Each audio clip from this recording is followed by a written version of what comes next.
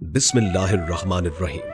एक ऐसी औरत जो हमेशा अपने चेहरे को संवारने में लगी रहती, दिन भर अपने चेहरे पर मेकअप लगाए रखती थी, यहाँ तक कि रात को सोने से पहले भी मेकअप करके सोती। अपने नाखून पर पॉलिश लगाकर और अपने होठों पर लिपस्टिक लगाकर और अपनी आंखों में मेकअप करके अजनबी मर्दों के सामने अपने जिस्म की नुमाइश करती और अपने दिल में यह ख्याल करती कि मैं दुनिया की सबसे खूबसूरत लड़की हूँ। उस लड़की के सर पर हर वक्त मेकअप का भूत सवार था। अपने चेहरे को खूबसूरत बनाकर अजनबी मर्दों के सामने घूमती और जब मर्द उस लड़की को देखते इस खूबसूरत लिबास में, इस खूबसूरत मेकअप में, तो उस लड़की को बहुत अच्छा लगता, बहुत खुशी मिलती। एक मर्तबा एक बुजुर्ग फकीर उस लड़की के दरवाजे पर आता है और कहता है कि अल्लाह के नाम पर कुछ दे दो, मैं गरीब और लाचार इंसान हूँ। जो ही उस औरत ने ये आवाज सुनी, 10 रुपए लेकर उस फकीर के सामने हाजिर हुई। जो ही इस फकीर ने उस औरत के चेहरे को देखा, उसकी बेहयाई को देखा, तो फकीर ने कहा, मुझे तुम्हारे पैसों की जरूरत नहीं, मैं अल्लाह के वास्ते तुमको एक मशवरा देता हूँ कि पर्दे की हालत में रहा करो और अजनबी मर्दों के सामने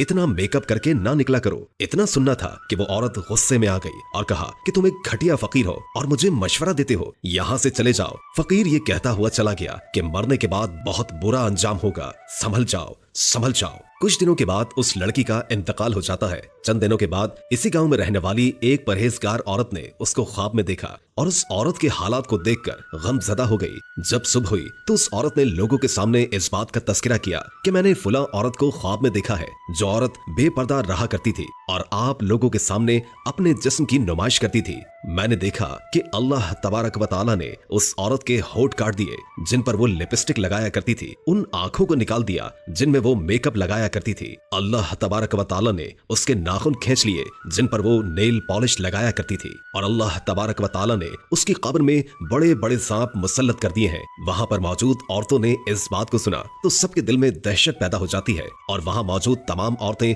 अपने गुनाहों से तौबा करती हैं और पर्दा इख्तियार करती हैं। हजरत इमाम हसन रहमतुल्लाह ताला अलैह फरमाते हैं कि औरत का पर्दा करना शहीद के खून से भी ज्यादा अफजल है। यहाँ तक कि अल्लाह पाक ने आवाज का भी पर्दा कहा है कि अगर तुम अल्लाह से डरने वाले हो तो दबी आवाज से बात न किया करो कि दिल की खराबी का मुब्तला कोई शख्स लालच में पड़ जाए, बल्कि साफ सीधी बात किया करो। सूरतुल हिजाब आयत नंबर 32। हजरत मोहम्मद सल्लल्लाहु अलैहि वसल्लम ने इरशाद फरमाया कि औरत पर्दे में रहने की चीज है। जिस वक्त वो पर्दे में होकर बाहर निकलती है तो शैतान उसको झांक झांक कर देखता है। एक और हदीस में हजरत मोहम्मद सल्लल्लाहु अलैहि वसल्लम ने फरमाया कि बनाव सिंगार करके इतरा इतरा कर चलने वाली औरत की मिसाल उस तारीकी की है जिसमें बिल्कुल भी रोशनी ही न। दुआ में शामिल होने के लिए कमेंट सेक्शन में अपना नाम तहरीर करें ताकि आप हमारी महफिल दुआ का हिस्सा बन सकें। जी तो दोस्तों, कुरान मजीद में इरशाद है कि ए नबी, अपनी बीवियों से और अपनी साहबजादियों से और मुसलमानों की औरतों से कह दो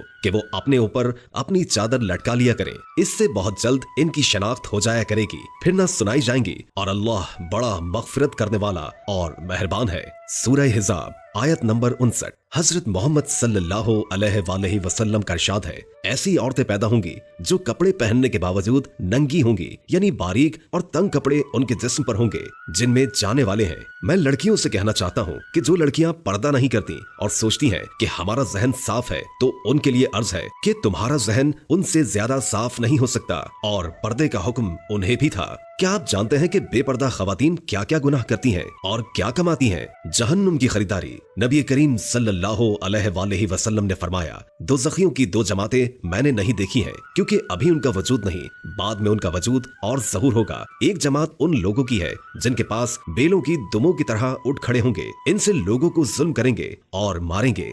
दूसरी जमात ऐसी औरतों की होगी जो कपड़े पहने हुए होगी लेकिन इसके बावजूद नंगी होंगी। ये नंगा होना मुफलिसी की वजह से न होगा, बल्कि मर्द को अपना बदन दिखाना और दिल लुभाना मकसूद होगा। मर्दों को माइल करने वाली और खुद उनकी तरफ माइल होने वाली होंगी। उनके सर खूब बड़े बड़े ऊंटों के दिनों की तरह होंगे जो कि झुके हुए होंगे, यानी दिल लुभाने का दूसरा तरीका ये इख्तियार करेंगे कि सरों को जो करपटों से खाली होंगे मटका कर चलेंगे, जिस तरह ऊंट की कुहान तेज रफ्तारी की वजह से जमीन की तरफ झुकती है। ये औरतें न जन्नत में दाखिल होंगी और न इसकी खुशबू सूंघेंगी और इसमें शक नहीं कि जन्नत की खुशबू इतनी दूर से सूंघी जाती है। सही मुस्लिम तरगीब में है कि जन्नत की खुशबू 100 बरस की मुसाफत से सूंघी जाती है। नबी करीम सल्लल्लाहु अलैहि वसल्लम ने फरमाया, बहुत सी औरतें जो कपड़े पहने हुए होंगी और सिर्फ मटकाती चली, वो मलऊना है। मलऊना यानी लानत की हुई। उस औरत से खूबसूरत कोई नहीं जो सिर्फ और सिर्फ अपने रब को खुश करने के लिए पर्दा करती है। जो औरत नंगे सर घर से बाहर जाए और गैर मर्दों की नजर उस औरत पर पड़े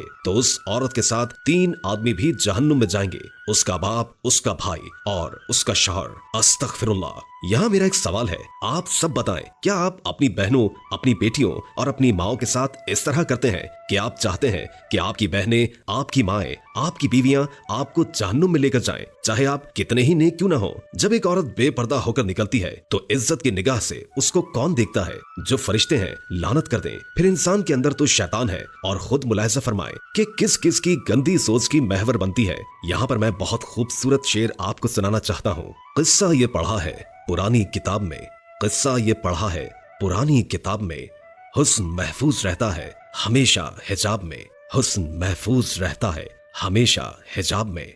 जी यहाँ पर यह सवाल पूछा गया था कि क्या औरत सर के बाल कटवा सकती है, तो उनको मैं जवाब देना चाहता हूँ कि औरतें सर के बाल कटवा सकती हैं, लेकिन इसमें 2 बातों का ख्याल रखें। 1, बालों की कटिंग मर्दों की तरह न हो।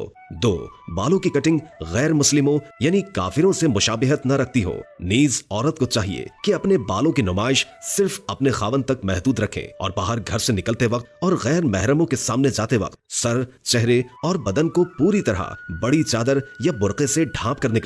इस वीडियो के जरिए मैं उन औरतों को बतलाना चाहता हूँ कि पर्दा इख्तियार करो और अजनबी मर्दों के सामने मेकअप करके अपने आप को पेश न करो, वरना मरने के बाद खुद बुरा अंजाम होगा। अपने गुनाहों से तौबा करो। अल्लाहु अकबर, अस्तगफिरुल्लाह। हर मुसलमान दिल खोलकर शेयर करे। हो सकता है कि आपसे शेयर की गई ये बात किसी के दिल में उतर जाए और अल्लाह उसे तौबा नसीब फरमा दे। फिर किसी नए मौजू में आपसे मुलाकात होगी। तब तक के लिए अल्लाह हाफिज।